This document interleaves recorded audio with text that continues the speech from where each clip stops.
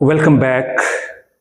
आज का हमारा टॉपिक बहुत इंटरेस्टिंग रहने वाला है। कंसेप्चुअल क्वेश्चन है, ये कंसेप्चुअल एक्सप्लेनेशन है। हमने पढ़ा है एसी सोर्स को जब कैपेसिटर के साथ लगाते हैं और एसी सोर्स को जब इंडक्टर के साथ लगवाते हैं तो क्या होता है। फेज रिलेशंस आपने पढ़े होंगे। जब आप इंडक्टर के क्रॉस एसी सोर्स लगाते हैं तो पोटेंशियल जो होता है वो लीड करता है करंट को by the phase angle of π/2। इसी प्रकार जब कैपेसिटर को एसी सोर्स लगाते हैं तो वहां पे जो आपका पोटेंशियल है वो लैग करता है करंट को by the phase angle of π/2। लेकिन यहां पे हम ये डिस्कस नहीं करेंगे। हम यहां पे देखेंगे एक बल्ब है, उसको हमने कैपेसिटर के अक्रॉस मींस वो ऐसे सर्किट में लगाया है जहां पे कैपेसिटर लगा हुआ है, और एक और केस है जहां पे हमने उसी बल्ब को इंडक्टर वाले सर्किट में लगाया हुआ है। मींस वहां पे जो उस बल्ब तक जो करंट आ रहा है वो एक बार कैपेसिटर से होता हुआ जा रहा है, एक इंडक्टर से होता हुआ जा रहा है। मैं एक और बात आपको क्लियर करना चाहता हूं कि हमारा जो एसी करंट है वो कैपेसिटर में से, रेजिस्टेंस में से और इंडक्टर में से इजीली पास कर सकता है। डीसी के केस में नहीं होता ऐसा, वो हम कभी बाद में डिस्कस करेंगे। तो चलो हमारा जो आज का टॉपिक है उस पर चलते हैं।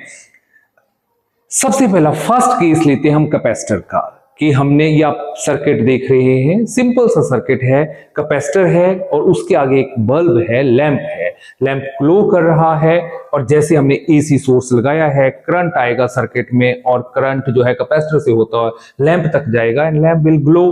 अब क्वेश्चन क्या है कि मैं इस कैपेसिटर के बीच में इस एक डाइलेक्ट्रिक स्लैब रख देता हूं। Means capacitor is completely filled by the dielectric slab. आपने पढ़ा होगा, हम जानते हैं जैसे ही डाइलेक्ट्रिक स्लैब रखा जाता है कैपेसिटर की कैपेसिटेंस क्या कर जाती है, इंक्रीज कर जाती है।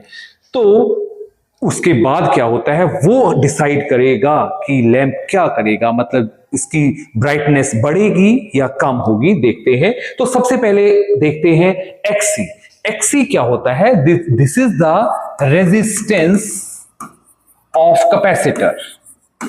मींस जब भी करंट इस कैपेसिटर में से फ्लो करेगा तो ये कैपेसिटर उस करंट को कुछ रेजिस्टेंस देगा, उसको हम एक्सी से डिनोट करते हैं। इसको कैपेसिटिव रिएक्टेंस बोलते हैं। ये फार्मूला हमें पता है, दैट इज 1/ω_c। और इसको अगर ओमेगा को हम फ्रीक्वेंसी की टर्म में लिखें तो दैट इज 2πfc। मींस जो हमने ये पोटेंशियल लगाया है ये कितनी फ्रीक्वेंसी के ऊपर लगाया है वो हम यहां पे पुट कर सकते हैं।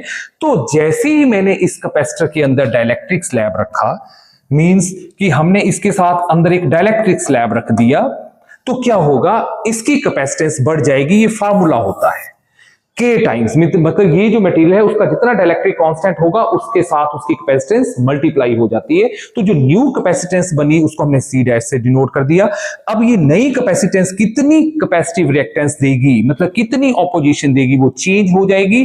तो ये के फैक्टर से क्या होगा, नीचे वाला फैक्टर जो मल्टीप्लाई हो जाएगा, तो एक्सी क्या कर जाएगी, डिक्रीज कर जाएगी।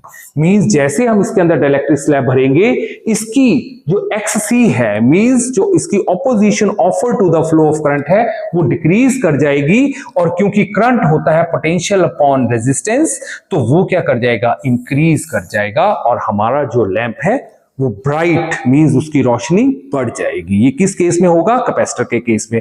दूसरा केस देखते हैं, इंडक्टर के केस में क्या होगा। इंडक्टर के केस में भी हमने सेम ऐसे ही लिया, हमने एक लैंप लिया, उस लैंप को हमने एक इंडक्टर के क्रॉस लगा दिया। ये लैंप है, ये ग्लो कर रहा है।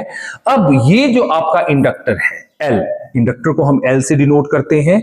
तो ये इंडक्टर जो है, जैसे ही हमने एसी सोर्स लगाया, करंट फ्लो किया और करंट इंडक्टर में से होता हुआ लैंप तक जाएगा एंड लैंप विल ग्लो। अब क्वेश्चन क्या है कि अगर मैं ये जो हमारा ये सोलेनॉइड है बेसिकली, तो सोलेनॉइड के अंदर मैं अगर सॉफ्ट आयरन का मटेरियल भर दूं, मींस यहां पे मैं क्या करूं, इसके अंदर एक सॉफ्ट आयरन का मटेरियल भर दिया। बोलने का मतलब है कि ये जो आप वायर देख रहे हैं ये हमने सॉफ्ट इसके ऊपर लपेटी हुई है। तो क्या होगा, तो जैसे ही हम इसके अंदर सॉफ्ट आयरन का मटेरियल भरेंगे तो इसकी L की वैल्यू क्या होती है, इंक्रीज कर जाती है because of the flux coupling. Means जो आपका सॉफ्ट आयरन है वो ज्यादा फ्लक्स को कपल करता है और because of the law of self induction इसकी जो L की वैल्यू है वो इंक्रीज कर जाएगी। जैसे ही L की वैल्यू इंक्रीज करेगी तो जो नया हमारा केस बना उसमें XL की वैल्यू क्या होगी, इंक्रीज कर जाएगी। जो आपकी रेजिस्टेंस XL जो होता है उसको बोलते हैं inductive reactance, means resistance of L। तो जैसे L बढ़ेगा तो रेजिस्टेंस ऑफ इंडक्टर भी बढ़ जाएगी और जैसे रेजिस्टेंस ऑफ इंडक्टर बढ़ा तो क्योंकि हमारा करंट का फार्मूला होता है V/XL, वो क्या होगा, डिक्रीज कर जाएगा। तो जैसे ही इसमें करंट डिक्रीज कर गया तो ये लैंप जो है वो डिम कर जाएगा। तो कैपेसिटर के केस में रोशनी बढ़ जाएगी और इंडक्टर के केस में रोशनी कम हो जाएगी। Thank you very much.